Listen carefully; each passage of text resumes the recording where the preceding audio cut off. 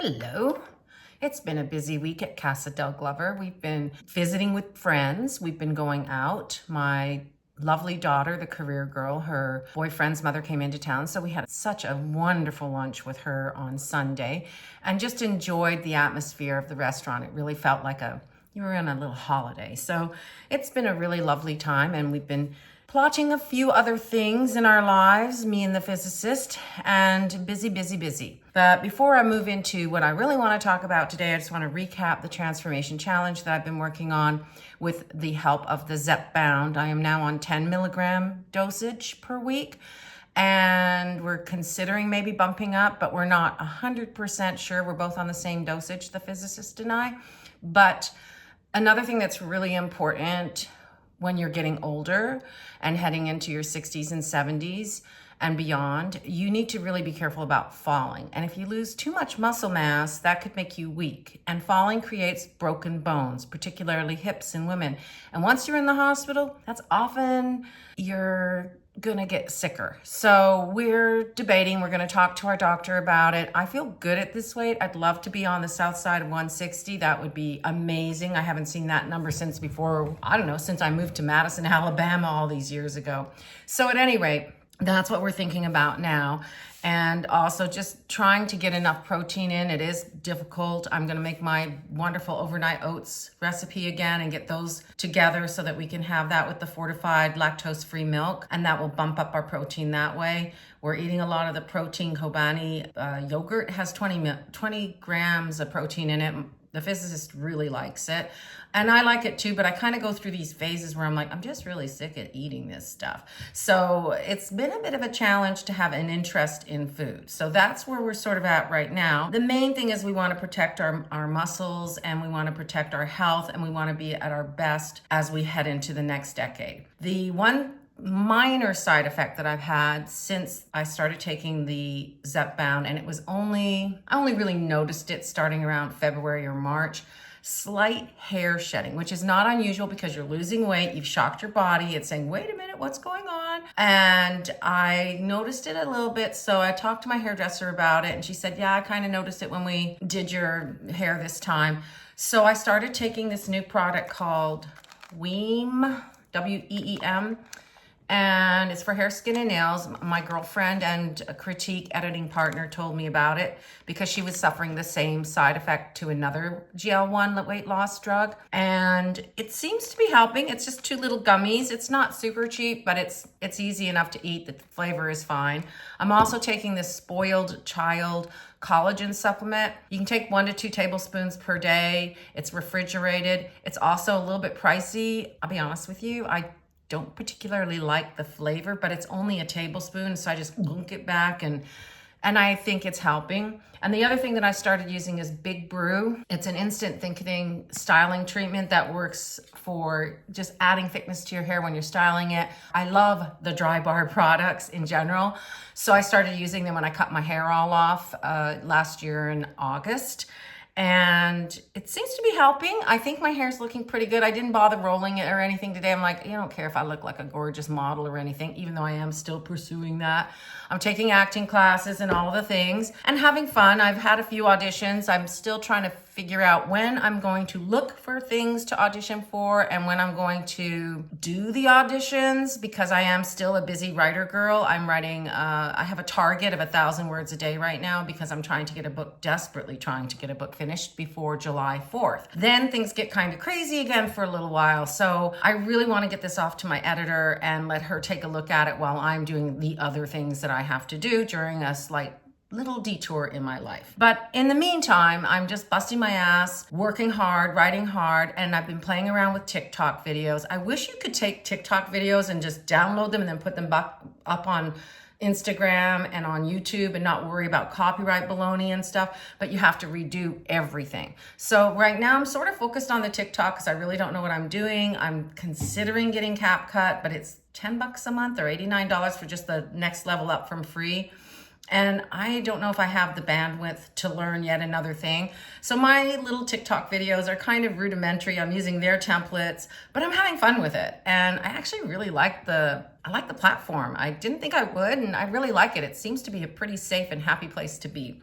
So I really like that. And I'm going to be working on some shorts and some TikToks and some Instagram stuff. Also, this week until Wednesday night, I will have a sale on my book, Protecting Charlotte. It is going to go down to 99 cents. There's a big deal happening on Tuesday, but I kind of bracketed it on Monday and Wednesday. I'm really proud of the book and I'm really excited that it's got a deal. So we'll see how all that rolls. Now, moving on, just a quick sip of my lovely fortified electrolyte water, which I really love. I get this sugar-free white peach electrolyte stuff in little packages, and it has no artificial sweeteners, nothing like that, and it really boosts your hydration, and we need that with taking this drug and with all the exercising that we're doing. So we're both religiously taking this electrolyte solution. So now moving on to this week's major topic, which is once again from the Life Makeover book by Cheryl Richardson, the book that I did 20 plus years ago now with my friends, and I'm redoing it again with my friend in the Netherlands. And it's been interesting because there have been some things where I'm like, oh yeah, I needed that refresher, like the whole living your life with intention, what your intention for the year is going to be. That has been gold. I highly recommend, of all the things that she says to do, I highly recommend doing the intention. I enjoy being courageous, fearless, and bold really helped me, try new things and be more bold about doing other things, like the TikToks, like the vlog, like the shorts, like auditions. I don't know what I'm doing, but I'm having fun. Like asking for a representation by a modeling and talent agency. I did that this year because I got the courage to do it. I look at that sentence every day. I look at it every day. I write it down in my planner every week, and then I write 3 things that I want to work on specifically that week to accomplish that intention. Do I always achieve it? No, because last week I wanted to do auditions, and there just weren't any that I could see that would suit me, a 63-year-old person who might pass for 55, but I'm not sure. So I didn't really see anything, but I'm taking these acting classes, and I did ask my acting coach and teacher to include some voiceover and commercial lessons, because I don't want to be the next Zsa Zsa Gabor. I just want to land a little local commercial and have some fun.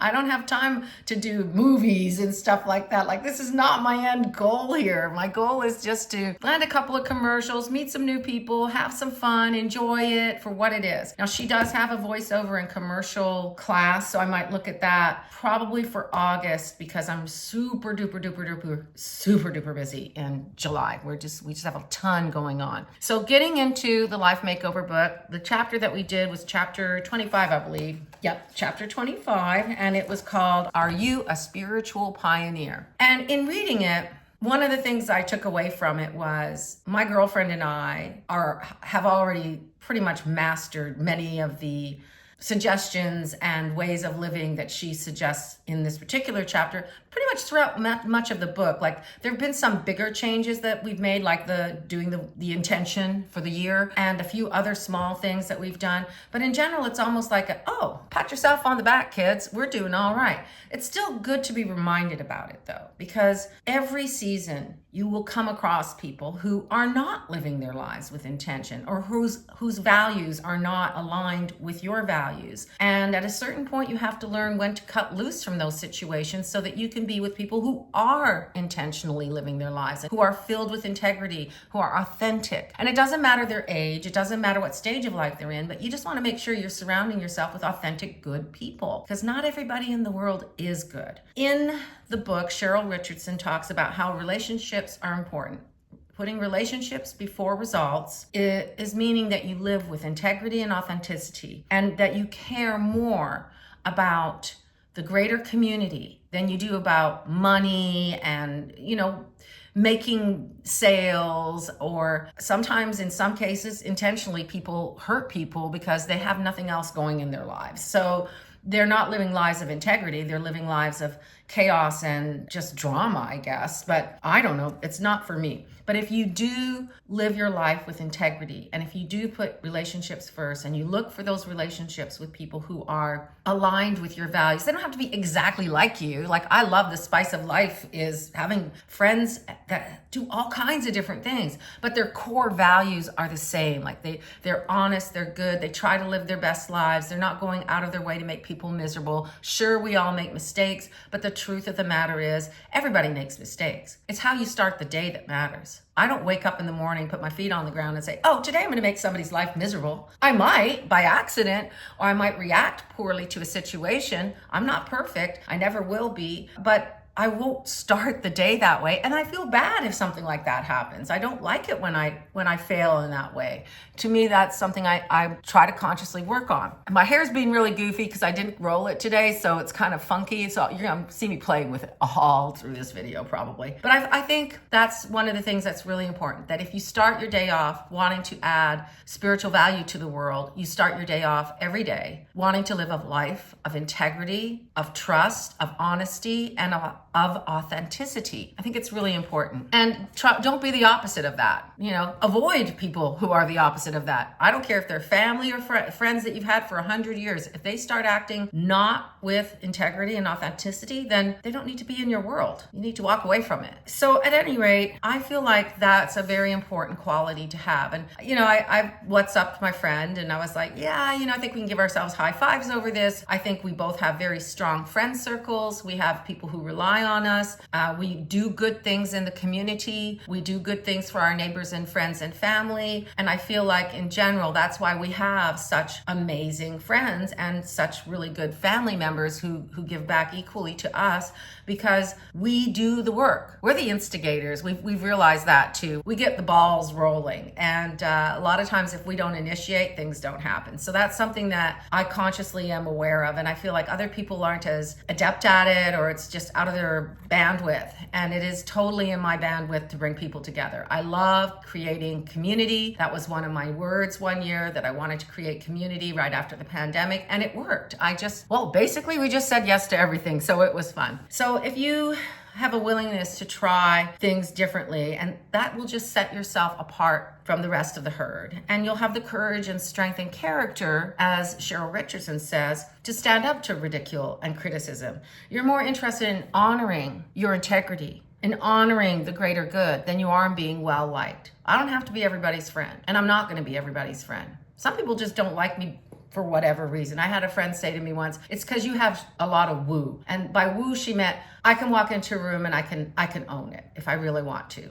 Or I can walk into a room and just stand there or whatever. But usually what I do when I walk into a room is I look for that one person who's standing alone and I go to them. And people think I talk a lot, and I do. But if you watch me, I ask a lot of questions. And it's in asking the questions that you get people to open up and talk to you. And as an author and a writer, I just love learning what makes people tick, because that's kind of what I do with my characters. I want to know what makes them tick. So if you're in a room by yourself and you see somebody else standing by themselves, maybe step out of your comfort zone a little bit and go and reach out to that person. And if it's not in your bandwidth to do that, that's okay too. Maybe somebody will come to you. It was funny, like yesterday we were talking with the career girl, and we were talking about how much we love going to the gym. We love going to our crunch gym. It's a social event for us. We run into people that we like. We start chit-chatting with them, and we have a lovely time. And my daughter was like literally tightening up in her chair.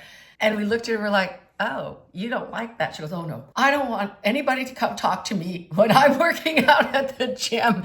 In fact, she doesn't go to the gym probably to avoid people. And she is a super nice person, but she doesn't want to do that. So I guess things are different for different people. We like going there because we like the social interaction. And as you get older, we found out too, it's very important to have social interactions. If you don't have them, then you could lose some of your brain cells. And I want to keep as many of mine working for as long as possible. So we had a little chuckle over it because she was visibly like, and I was like, okay, I get it. Like, you do you, honey. Like, you like being with your little core group and you're comfortable, and you also live a life of integrity and honesty and authenticity. And I've learned more from her than I think she's learned from me. So that's saying a lot about the quality of daughter I have, because I think she's pretty incredible, and I would be her friend even if she wasn't my daughter. That's how much I think of her. I think it's just really, really good to make those efforts. One of the things that I often think about is I prefer quality relationships over surface ones. I often have a joke that says, I would rather spend the day with myself alone doing the things I do than spend time with people who bring nothing to the table of my life. Like, they're just surface. It's just like cocktail hour talk. They don't do anything to enhance the quality of my life. They don't bring anything to my table. We may not even have the same values. I mean, I can play that game every once in a while, but I prefer really solid, good relationships over mean, kind of vapid-y kind of stuff. One of the things that Cheryl Richardson talks about in this chapter is one of the action things that she says for you to do is to be honest with yourself. And she puts self in like all capital letters.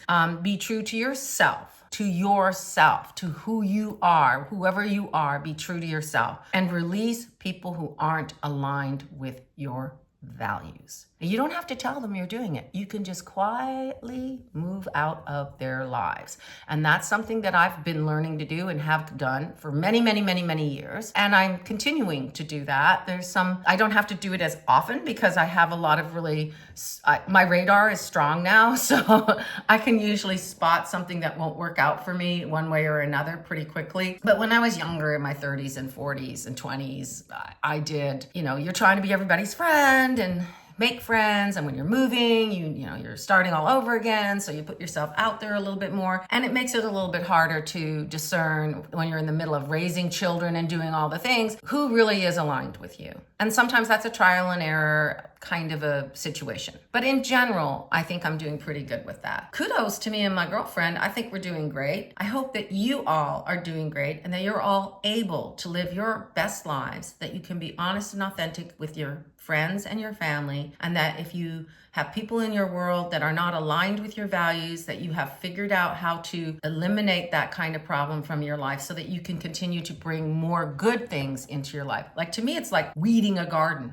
I remember I told my daughter this again years and years ago when she was in elementary school. I said, I'm just weeding the garden of my life so that new flowers can grow there. I'm getting rid of stuff that isn't benefiting me or my garden of life. Removing all that, and I'm tilling the soil for new growth, for proper growth, for new flowers to come in. Of course, she took that and said that to one of her other little friends that she was mad at, and it didn't go over very well, but she got the message. And you know what? I think she's really good at doing that. Like, it's a skill set that I wish I had been taught when I was growing up, but different times, different parents. And so again, I love her. I think she's an amazing human being, and I love spending time with her, not just because she's my daughter, but because she is also living a life of integrity and authenticity. So I hope you go into this week doing the same thing. If you like the video, please give me a thumbs up. Subscribe if you want to follow me. I'll be doing a few more shorts in the future,